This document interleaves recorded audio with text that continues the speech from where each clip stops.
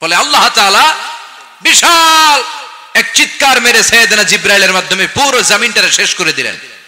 ফাজআলনা আলিয়াহা সাফিলাহা ওয়া আমতারনা আলাইহিম হিজারাতাম মিন সিজিল।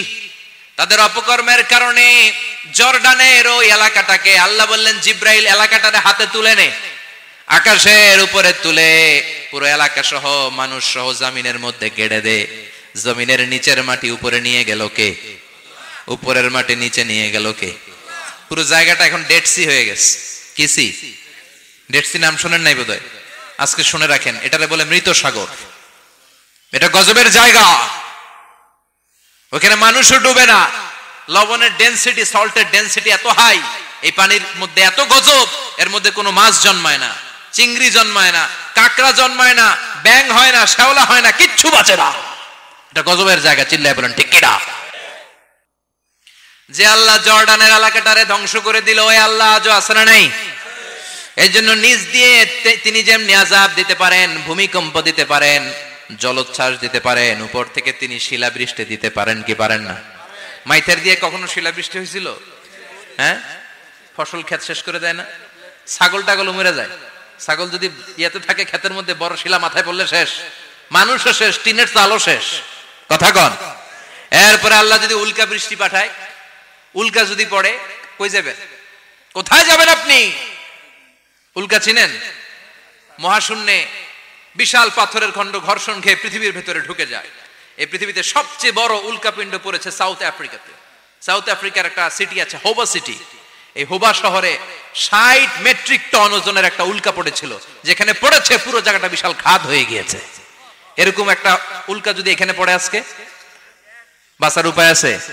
যে বিল্ডিং এ আমরা থাকি, রাত্রে বেলায় ঘুমাই আর ধুম্মা চলে ধুম দেখি রাতে, ওই বিল্ডিং এ যদি একটা পড়ে, কথা কন, ডান্স ক্লাব গুলার উপর যদি পড়ে, পতিতালয় যেগুলা আছে ওগুলা যদি পড়ে, যেই হোটেল গুলার মধ্যে আকাম কুকাম হয় ওইটার উপর যদি পড়ে, নাকি আল্লাহর এখন দেয়ার ক্ষমতা নাই?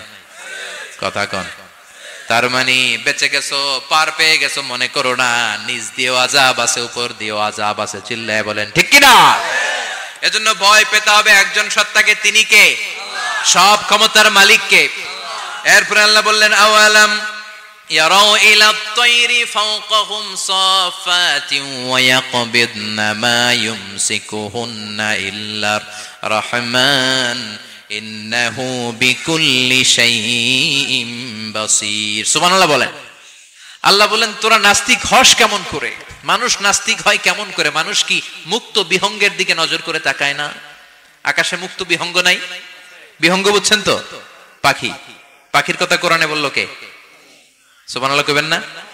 ওয়া আরসালা আলাইহিম তায়রান আবাবিল। আবার কাবা ভাঙতে এলে পাঠাওয়া বাবিল। দাও খোদা দাও আমায় আবার উমর দরজ দিল। দাও খোদা দাও আমায় আবার উমর দরজ দিল। সুবহানাল্লাহ পড়েন। এই যে আল্লাহ বললেন ওয়া আরসালা আলাইহিম, তারপর তায়রান আবাবিল, তায়ের মানে পাখি, তায়ের মানে কি? আবার জান্নাতে যারা যাবে তাদেরকে পাখির ভুনা গোশত খাওয়াবে কে? জান্নাতে যাওয়ার সাথে সাথে প্রথমে আল্লাহ আপনাদেরকে মেহমানদারি করবে মাছের কলিজা দিয়ে। খাইবেন? মাছের কলিজার কথা শুনে জিহ্বায় পানি আসছে নাকি? আউয়ালু তুআমিন ইয়াকুলুহু আহলুল জান্নাতি ফাজিয়াদাতু কাবিদিল হুত। প্রথমে মাছের কলিজা, এরপরে পাখির ভুনা গোশত। তার মানে পাখির কথা কোরআনে আছে না নাই? আবার সাইয়েদনা সুলাইমান আলাইহিস সালামের একটা পাখি ছিল, এটার নাম কি ছিল? হুদহুদ পাখি। মাথার উপর দিয়ে চলতো, আর ওইটার চোখে জুমিং পাওয়ার আল্লাহ এত বেশি দিয়েছিল, এটা জমিনে নজর করলে বুঝতে পারতো কয় হাজার ফিট নিচে পানি আছে, পানিটা মিষ্টি না লবণাক্ত না কেমন, দেখে দেখে মুহূর্তের মধ্যে সাইয়েদনা সুলাইমানের কাছে সব তথ্য সরবরাহ করে দিত। কোন সুবহানাল্লাহ। এজন্য আল্লাহ বললেন, নাস্তিক গুলো কি পাখির দিকে তাকায় না? এই পাখির দিকে তাকালে পাখির রব আল্লাহরে খুঁজে পাওয়া যায়। পাখির দিকে তাকালে, মুক্ত বিহঙ্গের দিকে তাকালে কেমন করে পাখিগুলো উড়ে যায়। এই পাখিগুলো আকাশে ধরে রাখে কে? মা ইউমসিকুহুন্না ইল্লার রহমান। ওই রহমান ছাড়া কেউ পাখিগুলোর শূন্যে ধরে রাখতে পারে না। কত শত আয়াতে যে আল্লাহ পাখির কথা বলেছেন হিসাব নাই। কত ধরনের পাখি যে আল্লাহ বানিয়েছেন কোনো হিসাব নাই। আপনারা ঘরে জিওগ্রাফিক্যাল চ্যানেলগুলো দেখেন? হ্যাঁ, না জি বাংলা দেখেন? স্টার জলসা, কিরণমালা কি দেখেন?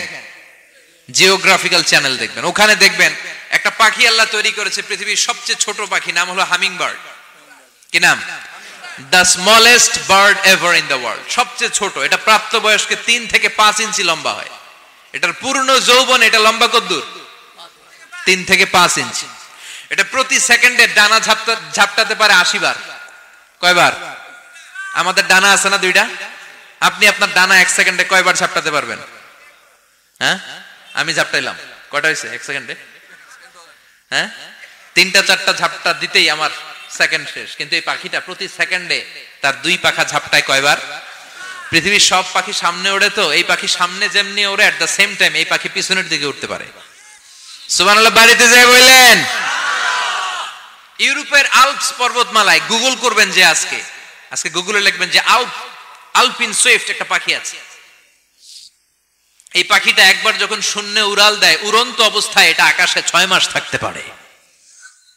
আকাশের মেঘের আপ থেকে পানি খায়, শূন্যে ভেসে বেড়ানো পোকামাকড় ধরে খেয়ে বেঁচে থাকে।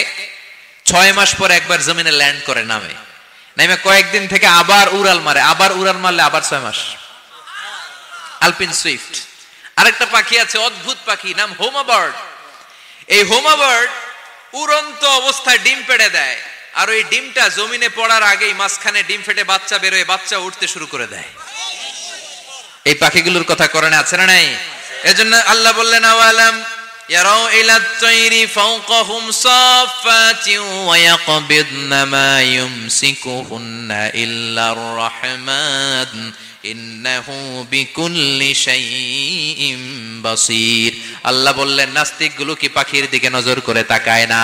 পাখির দিকে নজর করে যদি তাকায়, তখন পাখির রব আল্লাহরে খুঁজে পাবে। চিল্লায় বলেন ঠিক কিনা? পাখিকে আরবিতে বললে তয়ের। সবাই বলেন, পাখির আরবি কি? বিমানের আরবিও তয়ের। পাখি আরবি যা, বিমান আরবিও। এই পাখি নিয়ে গবেষণা করে বিমান বানাইছে। সুবহানাল্লাহ কইবেন না?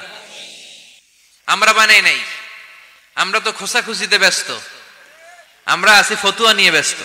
তুই 20 কারণে কাফের, তোর চাচা 90 কারণে কাফের। তোর চাচা মরলে যেই জায়গায় কবর দেয়া হবে, ওই কবরের মাটির উপরে যে ঘাস উঠবে, ওই ঘাস যে গরু খাবে, ওই গরুর দুধ যে খাবে, ও কাফের। আছে না নাই? খালি কাফের ফতুয়া দেয় ব্যস্ত। আমরা ফতুয়া নিয়ে রইলাম, আর ওরা সব আবিষ্কার করে ফেললো। উইলবার রাইট আর অরভিল রাইট, এই 2 ভাই 1903 সালে এই বিমান আবিষ্কার করেছে, এই আয়াতের উপর গবেষণা করে। আওয়ালাম ইয়ারাউ ইলা তাইর, ওরা কি পাখি নিয়ে ভাবে না? আমাদের তো ভাবার সময় নাই, আমরা আছি মদ নিয়ে আর নারী নিয়ে আর জুয়াবাজি নিয়ে। চিল্লায় বলেন ঠিক কিনা? এমন অনেক মন্ত্রীদের হোটেল আছে যেখানে পতিতালয়ের আড্ডাখানা। চিল্লায় বলো ঠিক কিনা? মুসলমান রাজ মদ আর নারী নিয়ে ব্যস্ত, আর ইহুদি খ্রিস্টানরা আমাদের সব ঐতিহ্যকে ধারণ করেছে। উইলবার রাইট অরভিল রাইট গবেষণা শুরু করে দিল।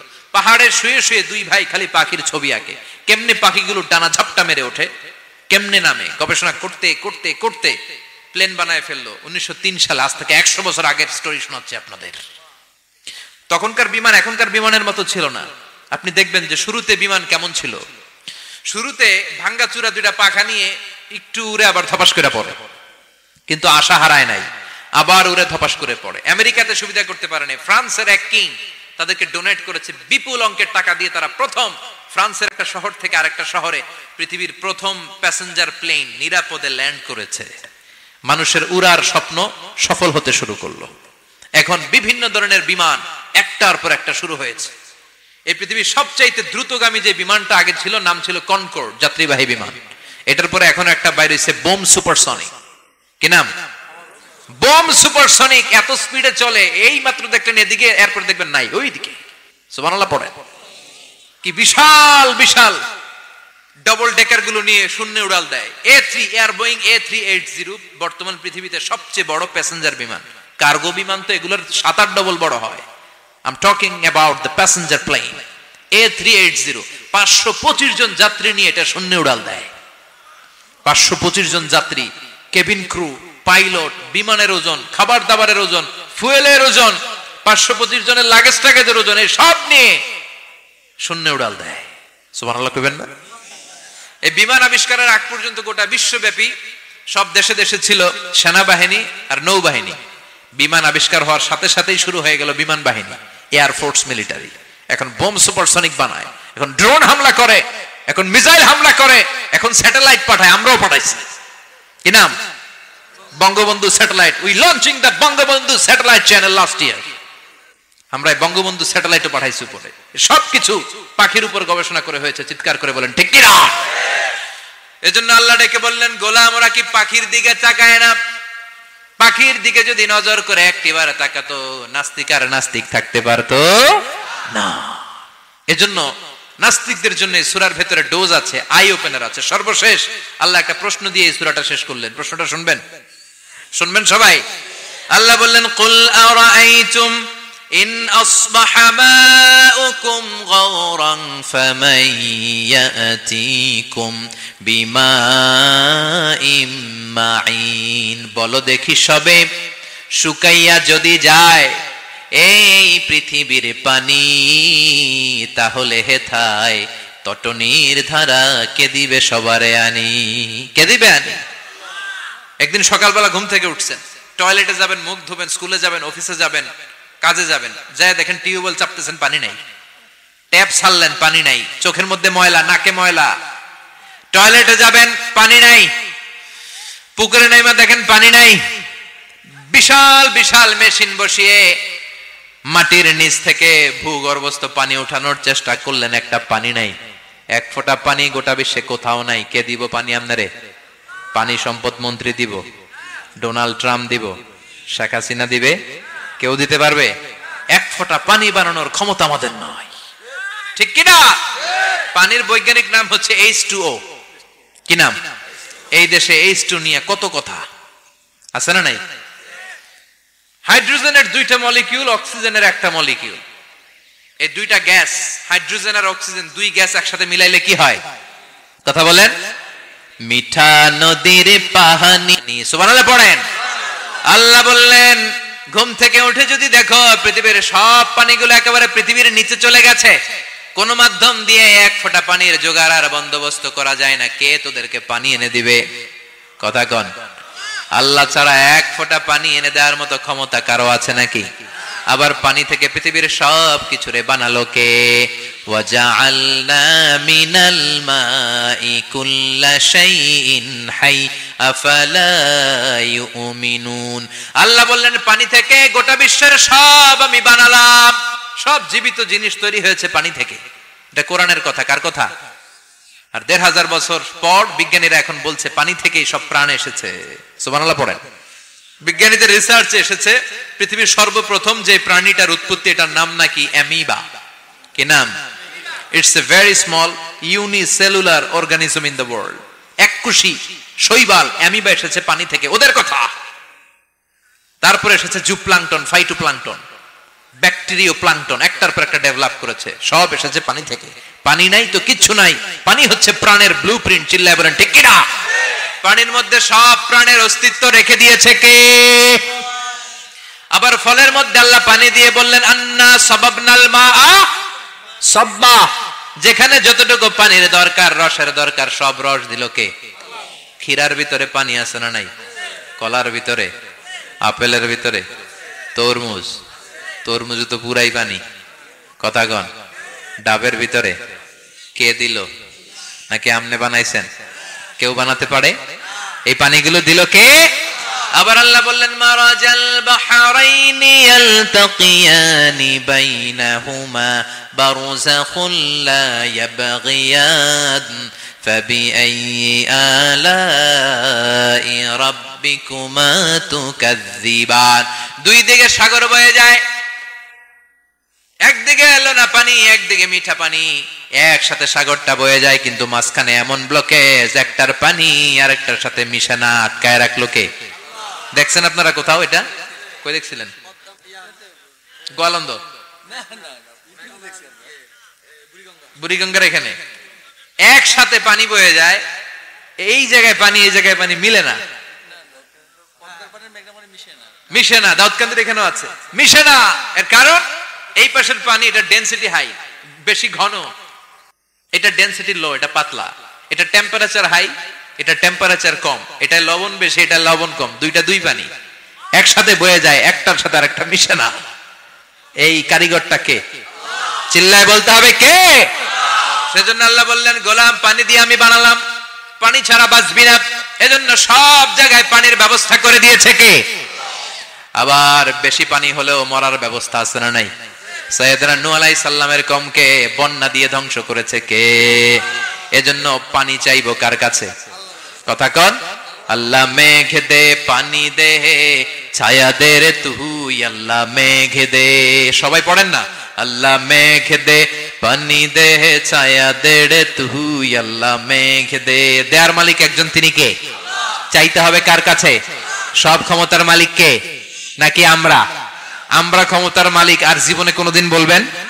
মানুষ সকল ক্ষমতার উৎস, এই কথা কোনোদিন বলা যাবে?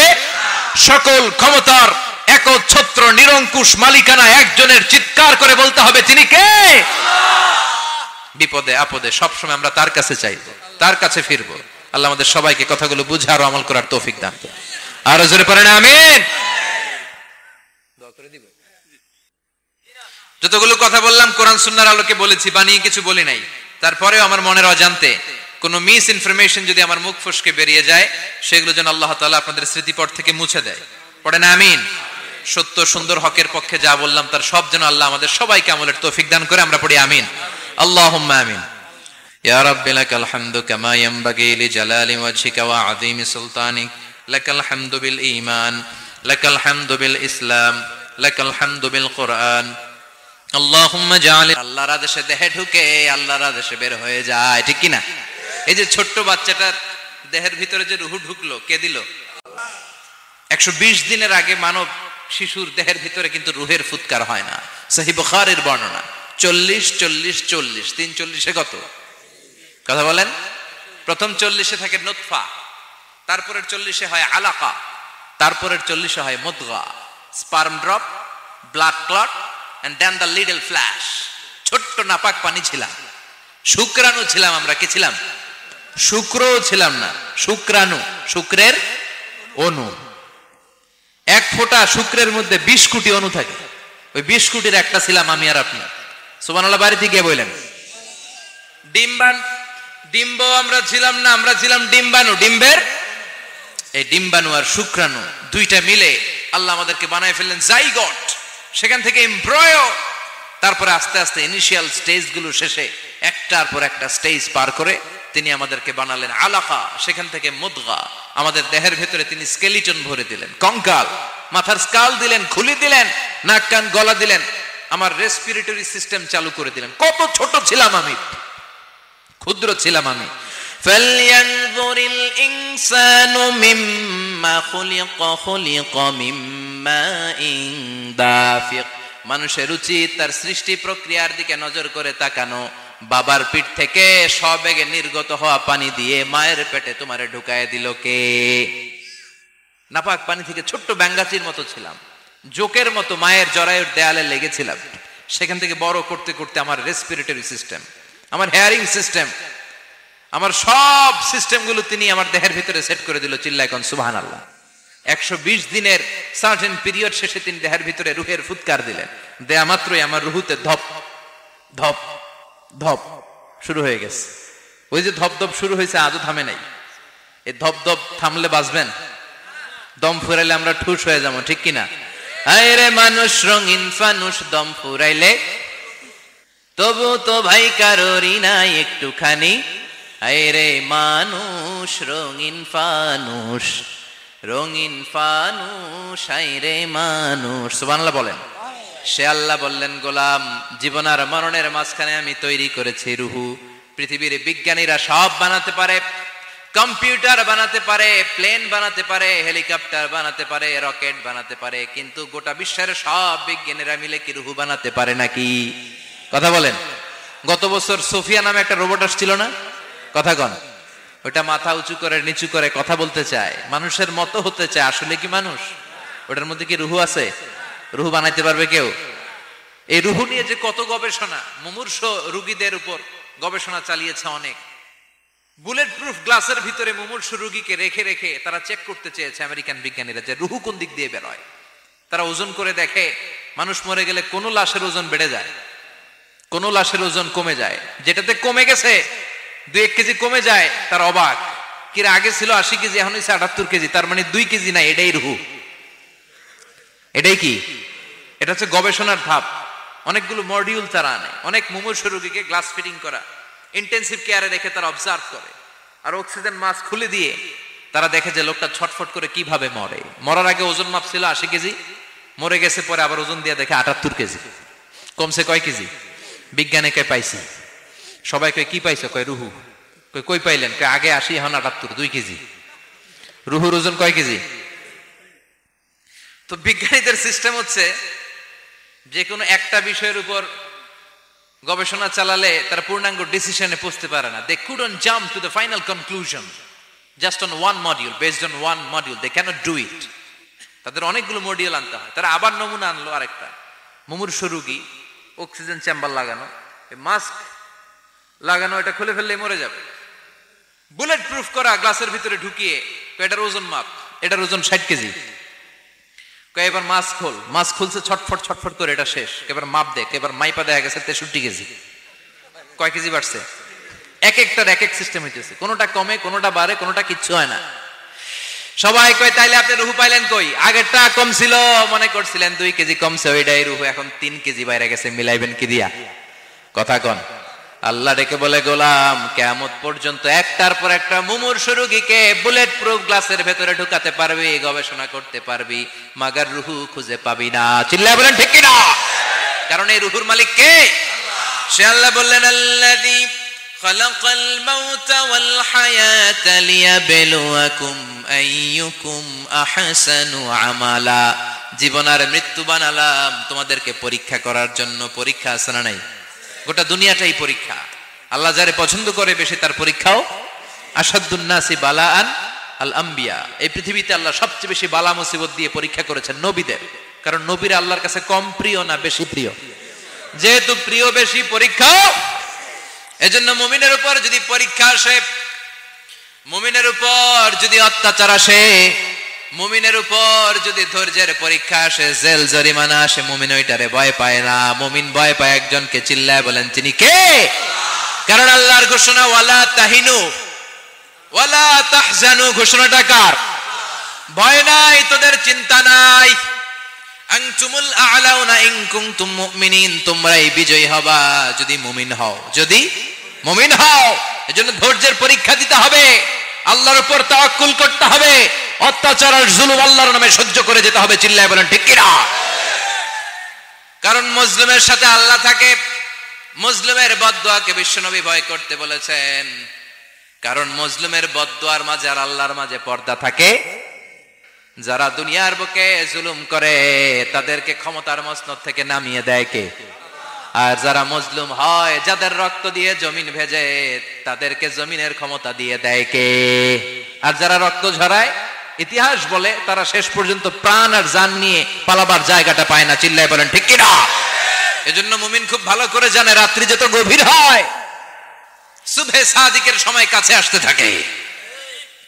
গর্ভবতী নারীর পেটের জ্বালা যন্ত্রণা, ব্যথার পেইন যত বাড়ে, নতুন মেহমান আগমনের সময় কাছে আসতে থাকে। তেমনি ইসলামের পক্ষের শক্তির উপর যদি অত্যাচার, অনাচার, স্টিম রোলার বেড়ে যায়, এটা প্রমাণ করে ইসলামের বিজয়ের সময় কাছে আসতে শুরু করেছে। চিল্লায় বলো ঠিক কিনা? এজন্য রাব্বুল আলামিন ডেকে বলেন, গোলাম লিয়াবলুয়াকুম আইয়ুকুম আহসানু আমালা। কে ভালো আমল করো, কে খারাপ আমল করো, এজন্য আমি জীবন মরণ তৈরি করেছি। চিল্লায় কোন ঠিক কিনা? এরপর আল্লাহ বললেন, ওয়ালাকাদ যায়্যানাস সামাআদ দুনিয়া বিমাসাবিহা ওয়া জাআলনাহা রুজুমান লিশ-শায়াতিন। সুবহানাল্লাহ বলেন। ওয়ালাকাদ যায়্যানাস সামাআদ দুনিয়া। মাইকম্যান কোথায়? সাউন্ডটা বাড়াও। এত দুর্বল কেন তোমার সাউন্ড? মনে হচ্ছে আমি মাইক ছাড়া কথা বলছি। সাউন্ডটাকে স্ট্রং করো। ওয়ালাকাদ যায়্যানাস সামাআদ দুনিয়া। I have beautified the closer sky with candles, with light and stars.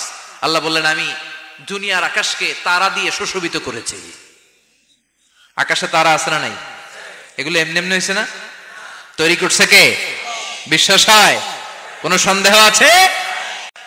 এখন তো লাইটিং ফাইটিং এর যুগে তারার যে কি সৌন্দর্য আমরা বুঝি না। আমরা যখন ছোটবেলা গ্রামে যেতাম, রাতের বেলা তারার মেলা, কি সুন্দর, একটার চেয়ে একটা সুন্দর। শুকতারা, ধ্রুব তারা, সপ্তর্ষিমণ্ডল, 7টা তারার একটা চেইন আছে, চিনেন এগুলো? কি সুন্দর তারা! এগুলো তৈরি করে রেখেছে কে? প্রথম আকাশের মহাশূন্যকে আল্লাহ এই তারকা দিয়ে বিউটিফাই করেছেন। ইটস এ ক্যান্ডেল, আল্লাহ সাজিয়ে রেখেছেন। আমরা খালি চোখে যেটা দেখি এটা কিন্তু আকাশ না, এটা প্রথম আকাশ নয়। প্রথম আকাশ যে কত দূরে আমেরিকার নাসার বিজ্ঞানীরাও জানে না। খালি চোখে আমরা যা দেখি এটা প্রথম আকাশের মহাশূন্য। এর অনেক অনেক অনেক উপরে প্রথম আকাশ, এরপরে দ্বিতীয় আকাশের মহাশূন্যের স্তর শুরু, এরপরে দ্বিতীয় আকাশ, তারপরে তৃতীয় আকাশের মহাশূন্যের স্তর শুরু, তারপরে তৃতীয় আকাশ। একটার চেয়ে আরেকটা বড়। প্রথম আকাশের চেয়ে দ্বিতীয় আকাশ কত বড় বলি, আপনার হাতের আংটিটা যদি সাহারা মরুভূমিতে আপনি ছড়ে ফেলে দেন, পুরো মরুভূমির তুলনায় আংটি যত ছোট, আল্লাহর দ্বিতীয় আসমানের তুলনায় আল্লাহর প্রথম আসমানটা ঠিক তত ছোট। একটার চেয়ে একটা বড়, একটার চেয়ে একটা বড়। সূর্য দেখে আমরা অবাক হয়ে যাই। 9,30,00,000 মাইল দূরে, এই পৃথিবীর চেয়ে 13 লক্ষ গুণ বড়। এটার সানশাইন, আলো আসতে পৃথিবীতে 8 মিনিট 18 সেকেন্ড লেগে যায়। আমরা মনে করছি সূর্যই বড়। আমরা বসে আছি মাইথার দিয়াতে, তাই না? এই জায়গাটার নাম কি? মাইথার দিয়া। কি খালি এতটুকু প্যান্ডেলের সমান? কত বড় মাইথার দিয়া! এই পুরো মাইথার দিয়া কোন থানায় পড়ছে? দাউদকান্দি। দাউদকান্দি হচ্ছে কুমিল্লার 16টা থানার একটা, ঠিক কিনা? 16 থানা মিলে কুমিল্লার একটা জেলা। এরকম কয়টা জেলা আছে?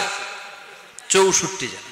এই 64 জেলা মিলে আমাদের সুজলা সুফলা শস্য শ্যামলা ডিজিটাল বাংলাদেশ। কথা কন। আর বাংলাদেশ হচ্ছে পৃথিবীর সবচাইতে বড় দেশ। হ্যাঁ, 64 জেলা, এরপরে ছোট। যাদের অ্যাটলাস ম্যাপ নিয়ে যাদের ধারণা আছে তারা দেখবেন বাংলাদেশ এই শব্দটা লেখার জায়গাও আমরা পাই না। মানচিত্রে বাংলাদেশ শব্দটা লেখার জায়গা পায় না।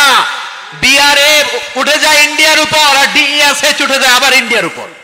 মাঝখানের 2টা অক্ষর বাংলাদেশের উপরে পড়ে। চিল্লায় বলেন ঠিক কিনা? কত ছোট দেশ। পাশের ইন্ডিয়া 20-25 গুণ বড়। ইউরোপ আমেরিকার অনেক দেশ আছে, আমেরিকায় বাংলাদেশের চেয়ে 100 গুণ বড়। কানাডা কয়েকশো গুণ বড়, রাশিয়া কয়েকশো গুণ বড়। এরকম প্রায় 200 দেশ নিয়ে পৃথিবীর স্থলভাগ, আর 70% হচ্ছে শুধু পানি। এই সব মিলে আমাদের এই পৃথিবী।